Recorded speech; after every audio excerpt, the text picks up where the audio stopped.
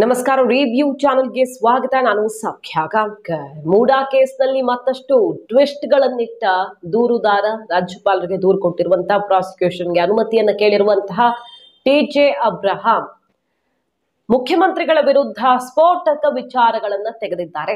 ಹಾಗಾದ್ರೆ ಯಾರ ಜಮೀನನ್ನ ಕಬಳಿಸಿದ್ದಾರೆ ಅನ್ನುವ ಆರೋಪ ಈಗ ಸಿಡಿದಿರೋದು. ಮಾಹಿತಿ ಮುಂದೆ ಇಡ್ತಾ ಇದೀವಿ. ಮಿಸ್ ಮಾಡಿದ್ರೆ ನಮ್ಮ ಚಾನೆಲ್ನ ಸಬ್ಸ್ಕ್ರೈಬ್ ಮಾಡಿ, ನಿಮ್ಮ ಅಭಿಪ್ರಾಯ ಕಮೆಂಟ್ ಮಾಡಿ ತಿಳಿಸಿ.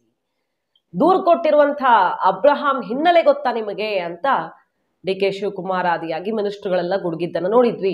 ಒಬ್ಬ ಫ್ರಾಡ್ ಕೊಟ್ಟಿರೋ ಕಂಪ್ಲೇಂಟ್ ನಂಬಿಕೊಂಡು ಡಿ.ಕೆ. ಶಿವಕುಮಾರ್, ಯಡಿಯೂರಪ್ಪ, ಬೇರೆ ಬೇರೆಯವ್ರ ವಿರುದ್ಧ ಎಲ್ಲಾರ ವಿರುದ್ಧನೂ ಆಗಿದೆ. ಇದು ಯಾವ್ದಪ್ಪ ಸಾಬೀತಾಗಿದೆ? ಈ ಫ್ರಾಡ್ ಕೊಟ್ಟಿರೋ ಕಂಪ್ಲೇಂಟ್ ನಂಬಿಕೊಂಡು ಅಷ್ಟೊಂದು ಮಾನ್ಯ ಮಾಡಿ ಆ ದೂರನ್ನ ರಾಜ್ಯಪಾಲರು ಆಕ್ಷನ್ ತಗೊಳ್ಳುವಂತಹ ಅಥವಾ ನೋಟಿಸ್ ಕೊಡೋ ತನಕ ಹೋಗುವ ಅನಿವಾರ್ಯತೆ ಇತ್ತ? ಇದು ಬಿಜೆಪಿಯ ಸಂಚು ಅಂತ ಮುಗಿಬಿದ್ರು. ಅದಕ್ಕೆ ತಿರುಗೇಟ್ ಕೊಟ್ಟಿರುವಂತಹ ಟಿ.ಜೆ. ಅಬ್ರಹಾಂ ಅವರು ಓಪನ್ ಚಾಲೆಂಜ್ ಹಾಕಿದ್ದಾರೆ. ನೇರವಾಗಿ ಚರ್ಚೆ ಮಾಡೋಣ, ಓಪನ್ ಡಿಸ್ಕಷನ್ ಆಗ್ಲಿ. ಡಿ.ಕೆ. ಶಿವಕುಮಾರ್ ಅವರು ಬರ್ತಾರಾ, ಮುಖ್ಯಮಂತ್ರಿಗಳು ಬರ್ತಾರಾ, ಅಥವಾ ಸಚಿವರು ಬರ್ತಾರಾ, ಯಾರು ಬರ್ತಾರೋ ಬರ್ಲಿ, ನೀವು ಆ ದೂರಿನ ಜೊತೆಗೆ ಒಂದು ಸುತ್ತೋಲೆ ಇತ್ತಲ್ಲ, ಅದನ್ನ ಯಾರು ಗಮನಿಸಿಲ್ವಾ? ನಿಮ್ಗೆ ಅರ್ಥ ಆಗಿಲ್ಲ ಅಂದ್ರೆ ಅಲ್ಲಿ ವಕೀಲರುಗಳಿದ್ರಲ್ಲ, ಅವ್ರನ್ನೂ ಕೂಡ ಕೇಳಲಿಲ್ವಾ ನೀವು ಅಂತ ಸವಾಲ್ ಹಾಕಿರೋದು. ಕೋರ್ಟ್ನ ಸುತ್ತೋಲೆಯನ್ನು ಕೂಡ ನಾನು ಕೊಟ್ಟಿದ್ದೀನಿ, ಜೊತೆಗೆ ಎಲ್ಲಿ ದೂರಿನ ಜೊತೆಗೆ ಕೋರ್ಟ್ ಸುತ್ತೋಲೆ ಕೊಟ್ಟಿದ್ದೀನಿ ಅಂದ್ರೆ ಪ್ರೈವೇಟ್ ಕಂಪ್ಲೇಂಟ್ ಸಂಬಂಧಪಟ್ಟಂತೆ ನೀತಿ ನಿಯಮ ಪಾಲಿಸಿಯೇ ನಾನು ಕಂಪ್ಲೇಂಟ್ ಕೊಟ್ಟಿದ್ದೀನಿ. ರಾಜ್ಯಪಾಲರಿಗೆ 1.5 ಗಂಟೆಗಳ ವಿವರಣೆ ಕೊಟ್ಟಿದ್ದೀನಿ ಕೇಸ್ನಲ್ಲಿ ಅಂತ ಹೇಳ್ತಾ ಇದ್ದಾರೆ. ಮತ್ತು ಸಿದ್ದರಾಮಯ್ಯನವರ ವಿರುದ್ಧ ಗಂಭೀರ ಆರೋಪಗಳನ್ನು ಮಾಡಿರೋದು. ಯಾರದ್ದೋ ಜಮೀನನ್ನ ಕಬಳಿಸಿದ್ದಾರೆ ಅಂತ. ಬಾಮೈದ ತಗೊಂಡಿದ್ದು ಸುಳ್ಳು, ಅದನ್ನ ಏನು ಗಿಫ್ಟ್ ಆಗಿ ಸಿದ್ದರಾಮಯ್ಯನವರ ಪತ್ನಿ ಕೊಟ್ಟಿದ್ದು ಸುಳ್ಳು ಅಂತ ಈಗ ಟಿ.ಜೆ. ಅಬ್ರಹಾಂ ಅವ್ರು ಹೇಳ್ತಿರೋದು. ಇಲ್ಲಿ ಡಿನೋಟಿಫಿಕೇಶನ್ ಆದಾಗ DCM ಆಗಿರ್ತಾರೆ. ಎಲ್ಲ ಈ ಸೈಟ್ಗೆ ಸಂಬಂಧಪಟ್ಟಂತೆ, ಜಮೀನಿಗೆ ಸಂಬಂಧಪಟ್ಟಂತೆ ಏನೇನು ಪ್ರಾಸೆಸ್ ಆಗಿದೆಯೋ ಅದೆಲ್ಲ ಆದಾಗ್ಲೂ ಒಂದಲ್ಲ ಒಂದು ದೊಡ್ಡ ಹುದ್ದೆಯಲ್ಲಿದ್ರು ಸಿದ್ದರಾಮಯ್ಯನವರು. ಭ್ರಷ್ಟಾಚಾರ ತಡೆ ಕಾಯ್ದೆಯಲ್ಲಿ ನೇರವಾದ ಸಾಕ್ಷಿ ಬೇಕಾಗಿಲ್ಲ, ಅದನ್ನ ಓಪನ್ ಚಾಲೆಂಜ್ ಮಾಡ್ತೀನಿ ಅಂತ ಚಾಲೆಂಜ್ ಮಾಡ್ತಾರೆ. ಯಡಿಯೂರಪ್ಪನವ್ರದ್ದು ಹಿಂದೆಲ್ಲ ಆಯ್ತಲ್ಲ, ಸಂಕಷ್ಟ ಎದುರಾಯ್ತಲ್ಲ, ಆಗ ಅವ್ರದ್ದೇನು ನೇರವಾಗಿ ಸಹಿ ಇತ್ತಾ ಅಂತ ಎಕ್ಸಾಂಪಲ್ ಕೊಟ್ಟು ಸಿದ್ದರಾಮಯ್ಯನವರ ಕಾಲದಲ್ಲಿ ಪ್ರಭಾವದಿಂದ ಯಾವ ರೀತಿ ಅಧಿಕಾರ ದುರ್ಬಳಕೆಯಿಂದ ಆಗಿದೆ ಅನ್ನೋದಕ್ಕೆ ಸ್ಪಷ್ಟ ಉದಾಹರಣೆಗಳನ್ನು ನಾನು ಇಡ್ತೀನಿ ಮತ್ತು ಅದಕ್ಕೆ ಬೇಕಾದಂಥ ದಾಖಲೆಗಳನ್ನು ರಾಜ್ಯಪಾಲರು ಕೊಟ್ಟಿದ್ದೀನಿ ಅಂತ ಹೇಳ್ತಾ ಹೋಗ್ತಾರೆ. ಅವ್ರ ಪ್ರಭಾವನೇ ಬೀರಿಲ್ಲ, ಆದರೆ ತಹಸೀಲ್ದಾರ್ ಹೋಗ್ಬಿಟ್ಟು ಸುಳ್ಳು ಸರ್ಟಿಫಿಕೇಟ್ ಕೊಡ್ತಾರೆ, ಸ್ಪಾಟ್ ಇನ್ಸ್ಪೆಕ್ಷನ್ ರಿಪೋರ್ಟ್ ಕೊಡ್ತಾರೆ, DC ಹೋಗಿ ಸ್ಪಾಟ್ ಇನ್ಸ್ಪೆಕ್ಷನ್ ಕೊಡ್ತಾರೆ. ಇದಕ್ಕೆ ಪೂರ್ವಕವಾಗಿ ಈ ಜಮೀನು ಡಿನೋಟಿಫೈ ಆಗ್ತದಲ್ಲ, ಆವಾಗ ಏನಾಗಿದ್ರು ಮುಖ್ಯಮಂತ್ರಿಗಳು, ಅವ್ರಿಗೂ ಸಂಬಂಧ ಇಲ್ಲಪ್ಪ, ಇನ್ನೂ ಸೇಲೆ ಆಗಿಲ್ಲ, ಇವ್ರು ಬಾಮೈದ ತಗೊಂಡಿಲ್ಲ, ಕೊಂಡ್ಕೊಂಡಿಲ್ಲ, ಇವ್ರ ಕನೆಕ್ಷನೇ ಇಲ್ಲ, ಬಟ್ DCM ಆಗಿದ್ರು ಡಿನೋಟಿಫೈ ಆದಾಗ. ಈಗ ನೀವು ಡಿನೋಟಿಫೈ ಮಾಡಿದ್ದು ನೀವು, ನಿಮ್ಮ ಪ್ರಭಾವ ಅಲ್ಲ, ಒಪ್ಕೋತೀನಪ್ಪ, ನಿಮಗೂ ಅದಕ್ಕೂ ಸಂಬಂಧ ಇಲ್ಲ, ಯಾಕಂದರೆ ನಿಮ್ಮ ಬಾಮೈದ ಇನ್ನೂ ಕೊಂಡ್ಕೊಂಡಿರಲಿಲ್ಲ. 98 ನೀವು DCM ಆಗಿದ್ರಿ, ಮೈಸೂರು ಡಿಸ್ಟ್ರಿಕ್ಟ್ನವರೇ ನೀವು. ಒಬ್ಬ ರೈತ ಅಲ್ಲಿಂದ ಅವನಿಗೆ ಫೈನಲ್ ಅವಾರ್ಡ್ ಆದ 45 ದಿನದೊಳಗೆ ವಿಧಾನಸೌಧ ಮೆಟ್ಲು ಇಲ್ಲ MS ಬಿಲ್ಡಿಂಗ್ ಮೆಟ್ಲಕ್ಕಿ ಸರ್ಕಾರದಿಂದ ಅದನ್ನು ಡಿನೋಟಿಫೈ ಮಾಡಿಸ್ಕೊಳ್ಳೋಕೆ ತಾಕತ್ತಿರ್ತದ? ಇವ್ರಿಗೇನು ಗೊತ್ತೇ ಇಲ್ವಾ? ಪ್ರಿವೆನ್ಷನ್ ಆಫ್ ಕರಪ್ಷನ್ ಆ್ಯಕ್ಟಲ್ಲಿ ನೇರವಾಗಿ ಮುಖ್ಯಮಂತ್ರಿ ಇಲ್ಲ, ಒಬ್ಬ ಮಂತ್ರಿ ಇಲ್ಲ, ಒಬ್ಬ MLA ನೇರವಾಗಿ ಅವ್ರ ರುಜು ಇರಬೇಕು ಅಂತಿಲ್ಲ. ಅವರ ಪ್ರಭಾವವನ್ನು ಬಳಸಿ ದುರ್ಬಳಕೆ ಆದರೆ that comes under prevention of corruption act. ಯಡಿಯೂರಪ್ಪನವ್ರ ಸಿಗ್ನೇಚರ್ ಎಲ್ಲಿತ್ತು? ನಾನು ಕೇಸ್ ಹಾಕಿ ಬೋಗಸು ಕಂಪ್ನಿಗಳಿಂದ ದುಡ್ಡು ಬಂತು ಅಂತ FIR ರಿಜಿಸ್ಟರ್ ಆಯ್ತಲ್ಲ, ತೋರಿಸಿ ಒಂದು ಸಿಗ್ನೇಚರ್ ಯಡಿಯೂರಪ್ಪಂದು. That is the meaning of prevention of corruption act. ಏನೂ ಆಗಲಿಲ್ಲ ಇವರಿಗೆ. 2017ರಲ್ಲಿ ಮೀಟಿಂಗ್ ನಡೀತಾ, 14ರಲ್ಲಿ ಬರ್ತೀನಿ, ಈಗ 10ರಲ್ಲಿ ಗಿಫ್ಟ್ ಡೀಡ್ ಆಯ್ತಪ್ಪ ಅವ್ರ ಧರ್ಮಪತ್ನಿಗೆ, ಮುಖ್ಯಮಂತ್ರಿಗಳ ಧರ್ಮಪತ್ನಿಗೆ. ಆ ಗಿಫ್ಟ್ ಡೀಡ್ ಆದಾಗ ಏನು ಸಲ್ಲಿಸ್ತಾರೆ ಅಲ್ಲಿ?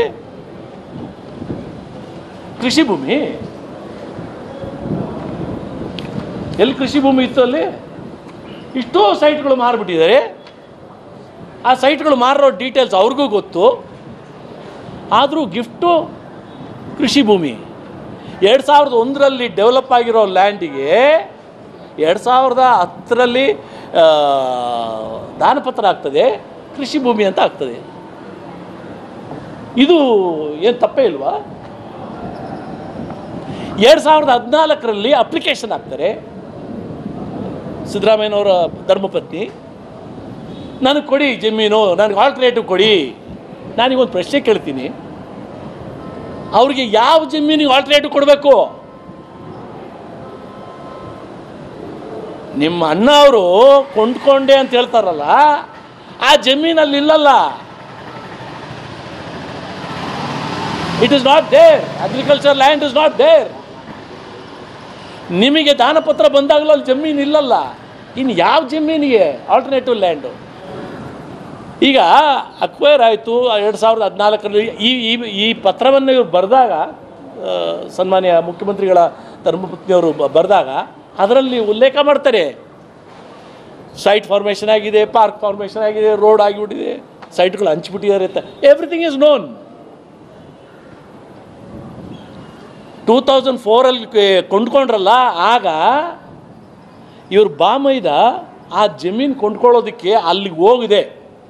ಮನೆಯಲ್ಲೇ ಕುಂತು ಯಾರ ಹತ್ರನೂ ಕೇಳಿದೆ, ಅಲ್ಲಿ ಎಲ್ಲಿದೆಯಪ್ಪ ಜಮೀನು ಅಂತ ಪರಿಶೀಲನೆ ಮಾಡ್ದೇ ಕೊಂಡ್ಕೊಬಿಟ್ರಾ? ಫ್ರಾಡ್ ಅಲ್ವಾ? Is it not per se fraud? Let's come. I dare D K Shivakumar to come for open discussion. ಬರ್ತಾರಾ? 1 to 1 ಬರ್ತಾರಾ?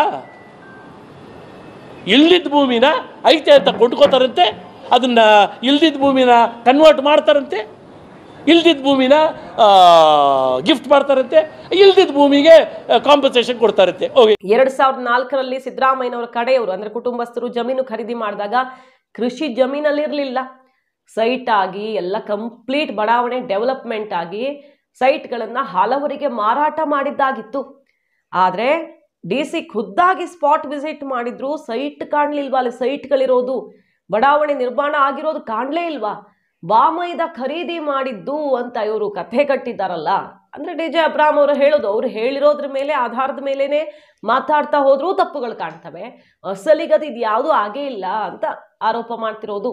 ಬಾಮೈದ ಖರೀದಿ ಮಾಡಿದ್ದು, ಅದನ್ನು ಗಿಫ್ಟ್ ಆಗಿ ಕೊಟ್ಟಿದ್ದು, ಆಮೇಲೆ ನಮ್ಮ ಜಮೀನನ್ನ ಕಬಳಿಸಿದ್ದಾರೆ ಅಂತ ಪತ್ರ ಬರೀತಾರೆ.